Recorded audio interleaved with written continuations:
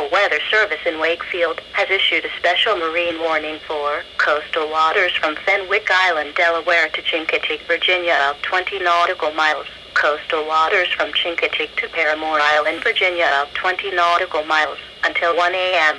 At 11:31 p.m., Doppler radar indicated a thunderstorm capable of producing strong winds 34 knots or greater 12 nautical miles west of Ocean City Inlet, moving east to 25 knots.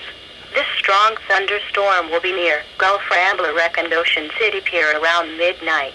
10 nautical miles east of Ocean City Inlet and 10 nautical miles southeast Fenwick Island around 12:20 a.m.